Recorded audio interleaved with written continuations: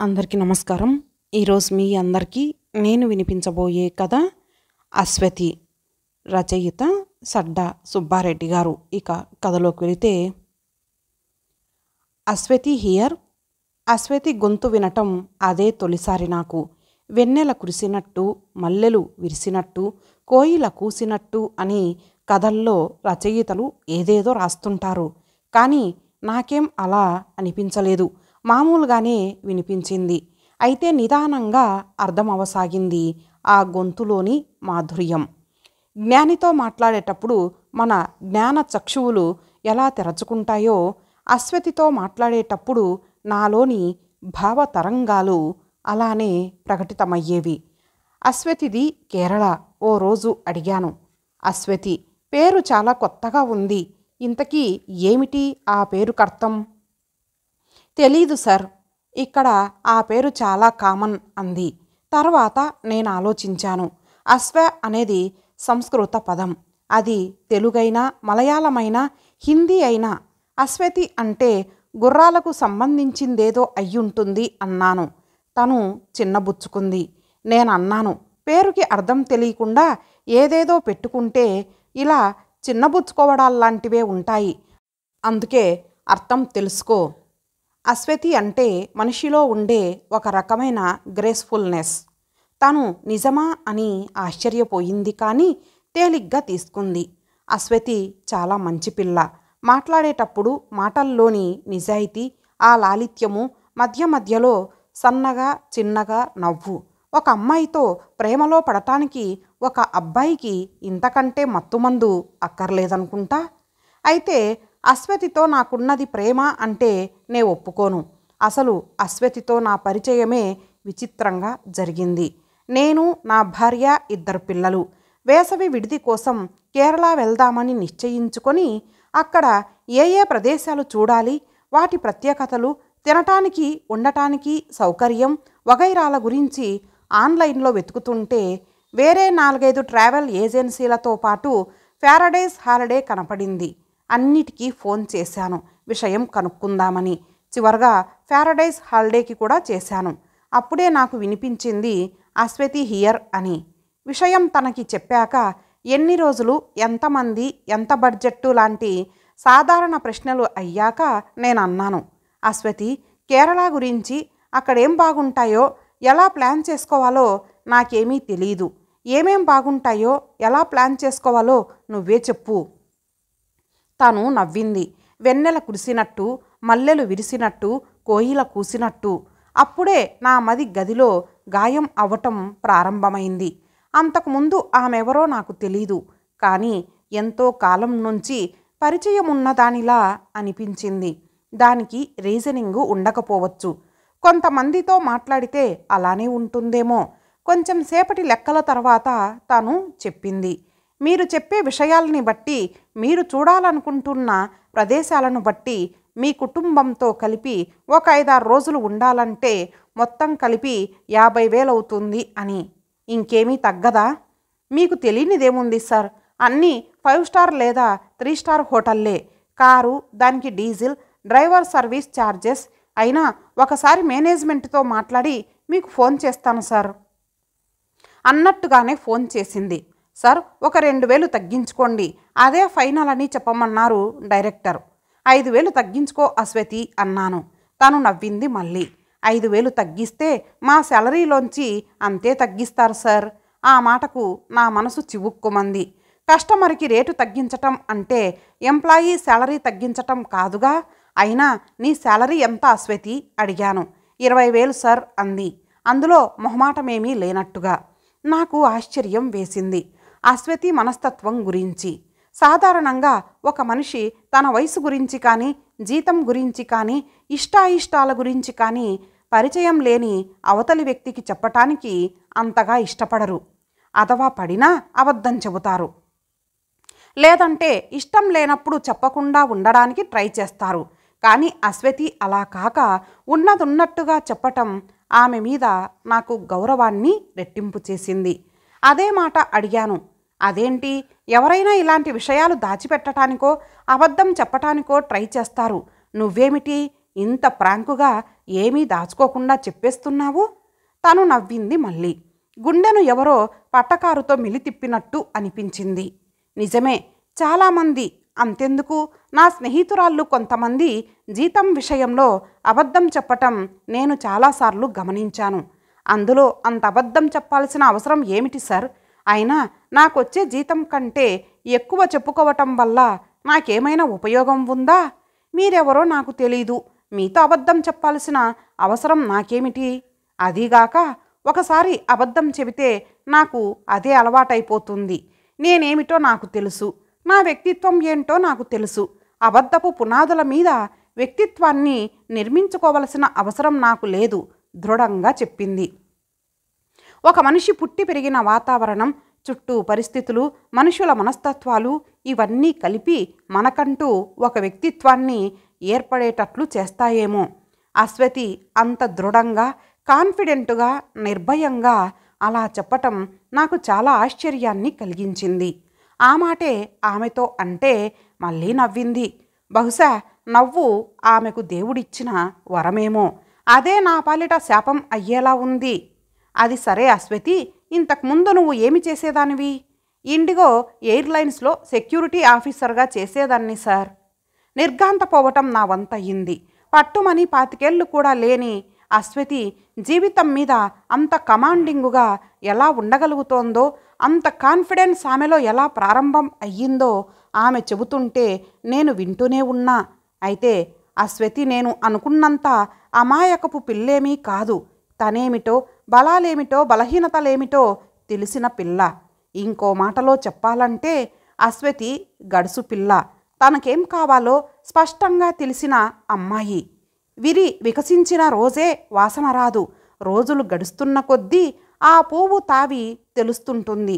అశ్వతి పరిచయంలో రోజులు గడుస్తున్న కొద్దీ ఆమె మనసు, మాట తీరు, ఆమె లక్షణాలు, లక్ష్యాలు అన్నీ వివరించసాగింది. బహుశా అది నా మీద నమ్మకమేమో. అనుకున్నట్టే ఆ సంవత్సరం ఎండాకాలం సెలవులకి మేమంతా కేరళ వెళ్ళొచ్చాం. నిజం చెప్పాలంటే అదో అద్భుతమైన ప్రాంతం. మనసు ప్రతి చోట ఉప్పొంగిపోగల వాతావరణం దాని సొంతం. పచ్చని చెట్లు, ఎవరో చిత్రకారుడు గీసిన గీతల మల్లే టీ ఎస్టేట్లు, జారే జలపాతాలు, ఎటు చూసినా కొండలు, వాటి అంచుల చివర్లో కట్టుకున్న ఇల్లు, నిద్రలేవగానే వినపడే సుప్రభాతాలు. ప్రకృతి మనిషికి ఎంత విలువైన సంపద ఇచ్చిందో అక్కడికి వెళ్ళాక నాకు అర్థమైంది. సాధారణంగా ఎవరైనా టూర్కు వెళ్ళి వచ్చాక దాదాపు 10-15 లేదా నెల రోజులు తాము చూసిన ప్రదేశాలు, చెందిన అనుభూతులు, ఆస్వాదించిన క్షణాలు గుర్తుంటాయి. రోజులు గడుస్తున్న కొద్దీ అవన్నీ జ్ఞాపకాలుగా మారతాయి. నా కేరళ జ్ఞాపకాలు మాత్రం ఇంకా లేతగా, ఇంకా చెప్పాలంటే నేను ఇంకా కేరళలోనే ఉన్నట్టే ఉన్నాయి. దానికి కారణం అశ్వతి. ఆ తర్వాత కూడా అశ్వతితో నా పరిచయం కొనసాగింది. నాతో మాట్లాడటం తను కంఫర్టుగా ఫీల్ అయ్యిందేమో. ఆ పరంపరలో ఓ రోజు నేను అడిగాను, అశ్వతి మీది ఏ ఊరు? మీరెంతమంది? మీ పేరెంట్స్ ఎక్కడుంటారు? కాలికట్ సార్, నాకు ఓ చెల్లి ఉంది. నాన్న దుబాయ్లో ఉంటాడు. అప్పుడప్పుడు వచ్చి వెళుతుంటాడు. అమ్మ మిగిలిన బంధువులతో కలిసి కాలికట్లోనే ఉంటోంది. నేను డిగ్రీ పూర్తయ్యాక ఏవియేషన్ మీద ఇంట్రెస్ట్తో కోర్సులో చేరి ట్రైనింగ్ తీసుకొని ఇండిగోలో జాయిన్ అయ్యా. ఆ లైఫ్ చాలా బాగుండేది సార్. మరి ఈ వైపు ఎందుకొచ్చావు? కరోనా టైంలో ఫ్లైట్లు లేవు కదా సార్. ఆ కాంట్రాక్ట్ ఉద్యోగం పోయింది. అవసరానికి ఈ ట్రావెల్ ఏజెన్సీలో చేరాల్సి వచ్చింది. మీ చెల్లి ఏం చేస్తోంది? డిగ్రీ చేస్తోంది. బాధ్యత అంతా నాదే. చెల్లికి నెల నెల నేనే అమౌంట్ పంపిస్తూ ఉంటాను. అమ్మ కూడా నా జీతంలోంచి నెల నెల కొంత ఇంట్లో ఇవ్వమంటుంది. అన్నీ అడ్జస్ట్ చేసుకుంటున్నాను. నా మనసు ఒక్కసారిగా చివుక్కుమన్నది. చాలీ చాలని సంపాదన, మధ్యతరగతి కష్టాలు, బరువులు, బాధ్యతలు ఎలా ఉంటాయో నాకు తెలుసు. దాని గురించి నేనిక రెట్టించదలుచుకోలేదు. కానీ అశ్వతి అంటే నాకు నిజాయితీతో కూడిన అభిప్రాయం ఏర్పడింది. వయసులో తను చిన్నది కావచ్చు, కానీ తన మీద గౌరవం రెట్టింపయింది. నాకు నచ్చిన మనిషి, మనసుకు దగ్గరైన మనిషి. ఆమె కోసం, ఆమె సంతోషంగా ఉండటం కోసం ఏదైనా చేయాలనిపిస్తోంది. ఏం చేయాలి? అసలు ఎందుకు చేయాలి? నిజానికి ప్రతి మనిషికి ఉండే కష్టాలే ఆమెకు ఉన్నాయి. అవన్నీ దాటిన తర్వాతే కదా మనిషి విజయం సాధించినట్టు. అసలు నేనెందుకు అశ్వతి గురించి ఇంతగా ఆలోచిస్తున్నాను? 16 ఏళ్ల వయసులో ప్రేమలో పడటం సాధారణం. కానీ ఈ వయసులో కూడానా? అది నా బలహీనత? లేక ఆమెలో అంత ఆకర్షణ ఉందా? ఎన్నో జీవితాలు చూసి అనుభవాలు ఎదుర్కొని జీవితపు ఒక్కో స్టేజ్ను దాటుకుంటూ ఇంత దూరం వచ్చి కూడా ఇంకా ఎందుకీ బాధ? ప్రేమంటే బాధే కదా. ఎవరో వస్తారు, 4 రోజులుండి వెళతారు. రాకముందు రాలేదనే బాధ, వచ్చాక వెళతారనే బాధ. ఇంత బాధను మనసు ఎందుకు పదే పదే కోరుకుంటుంది? తల కింద 2 చేతులు పెట్టుకొని ఆకాశం కేసి కన్నార్పకుండా పున్నమి చంద్రుడి వైపు చూస్తే ప్రేమించిన వారు అక్కడ కనబడతారట. ఆ చంద్రబింబంలో ఒక ఆకారం క్రమక్రమంగా రూపుదిద్దుకోవటం నాకు స్పష్టంగా కనిపిస్తుంది. ఇంతకీ ఎవరిది ఆ రూపం? నాదా? మా అమ్మదా? నా భార్యదా? పిల్లలదా? అశ్వతిదా? అశ్వతికి ఎయిర్పోర్ట్లో మళ్ళీ సెక్యూరిటీ ఆఫీసర్గా చేరాలనేది కోరిక. తీరాలంటే చాలా పరిమితులు ఉన్నాయి. దానికి నోటిఫికేషన్ పడాలి, పరీక్షలో పాస్ అయి ఇంటర్వ్యూలో సెలెక్ట్ కావాలి, అనుకున్నంత జీతం ఇవ్వాలి, కోరుకున్న చోట ఉద్యోగం పడాలి. ఇవన్నీ ఒకవైపు. అప్లికేషన్ ఫీజు వేలల్లో కట్టాలి. ఇంటర్వ్యూ ఏ ముంబైలోనో ఢిల్లీలోనో అయితే అక్కడికి వెళ్ళాలి. ఖర్చులు తడిసి మోపెడు. పట్టుమని 25 ఏళ్ళు కూడా లేని అశ్వతి ఇన్ని బంధాలు, బంధుత్వాలు, బరువుల మధ్య ఎంత సంపాదించగలదు? ఎంతని మిగల్చగలదు? ప్రతి మనిషి తన సమస్యలన్నిటికీ కారణం కేవలం డబ్బు లేకపోవటమేనని భావిస్తాడు. అశ్వతి సమస్యలు అశ్వతికి ఉంటే నా సమస్యలు నాకున్నాయి. కాకపోతే తేడా అల్లా సమస్య గాఢత, సాంద్రతల్లోనే.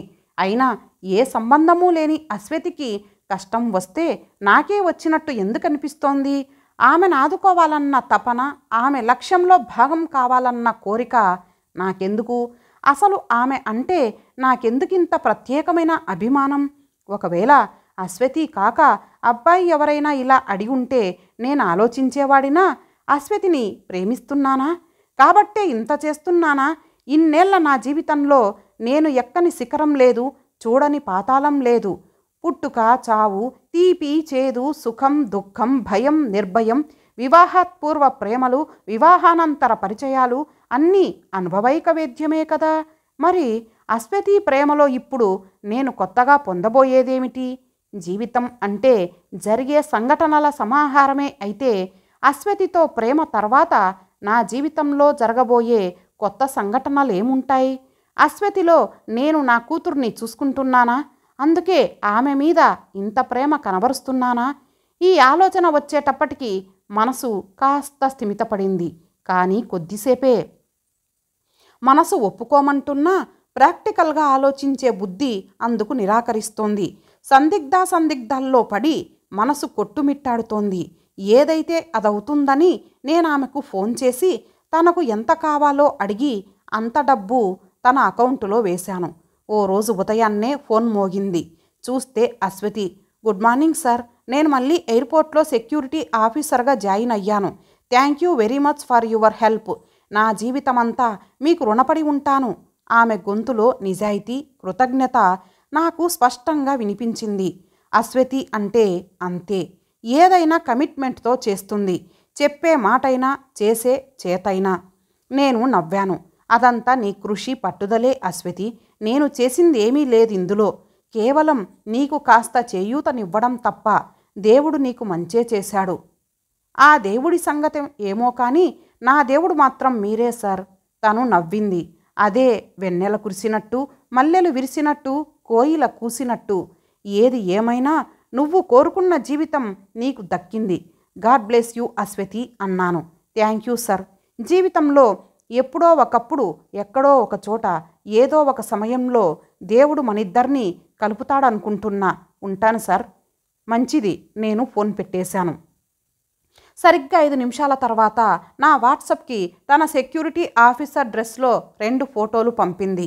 అదే మొట్టమొదటిసారి నేను అశ్వతిని చూడటం. దిగంతాల మందహాసమల్లి, నవలతాంతాల మాలికలల్లి, దయా శిశిర సుధాభరిత కటాక్షక్షణముల జల్లి, నారు పోసిన ముంగిట్లో, గన్నేరు పూసిన వాకిట్లో, పన్నీరు చల్లిన లోగిట్లో, ఇంపై కృష్ణశాస్త్రి కలంలో ఇంకై సొంపై పులకరింపై, ఆ పులకరింపు జలధరింపై ఒళ్ళంతా పాకింది. ఇన్ని రోజుల నెలల మా పరిచయంలో మేము ఎదురుపడిందీ లేదు, ఒకరినొకరు చూసుకున్నదీ లేదు. కేవలం ఫోన్లో సంభాషణలే. కానీ మనసులు కలిశాయి, మదిలోని భాషలు తెలిసాయి, ఊహలు కలిశాయి, ఊసులు కలిశాయి, బంధం బలపడింది. అంతే. ఫోటోలోని అశ్వతి నా ఊహకు సరిగ్గా సరిపోయింది. అప్రయత్నంగా నా పెదాల మీద దిగులు చిరునవ్వు తొంగి చూసింది.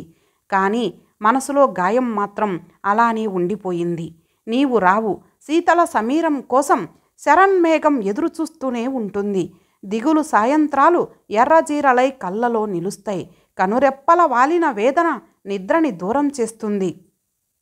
గ్రీష్మం నవ్వుతుంది, హేమంతం హేళన చేస్తుంది, ఆమని ఆగిపోతుంది. కనురెప్పల సందుల్లోంచి కాలం నీటి చుక్కలా రాలిపోతుంది. ఆకాశం మీద సముద్రం వర్షమై ఏడుస్తుంది. శరీరాన్ని వీడకుండా పరలోకాన్ని చేరటం సాధ్యమేమో కానీ ప్రేమానుభవపు విషాద స్మృతి జీవితంలో ఒకటైనా లేకుండా మనిషి బతుకు కడతేరటం సాధ్యమా? ఎన్ని అనుభవాల ఉత్తరాలు వేసినా సాయంత్రానికి ఖాళీ అయ్యే పోస్ట్ బాక్సు లాంటి మనసు గతం నేర్పే అనుభవాలని ఎప్పటికి నేర్చుకుంటుంది? వాస్తవమనే భూమిని, అస్తిత్వం లేని ఆకాశం తాకే వృధా ప్రయాసే ప్రేమ అన్న విషయాన్ని ఎప్పటికి తెలుసుకుంటుంది? ఎంత తొందరగా నా జీవితంలోకి వచ్చావో అంతే తొందరగా వెళ్ళిపోయావు అశ్వతి, ఓ అశ్వతి. ఇంతటితో ఈ కథ సమాప్తం. మరొక మంచి కథతో కలుద్దాం. అంతవరకు సెలవు. నమస్తే.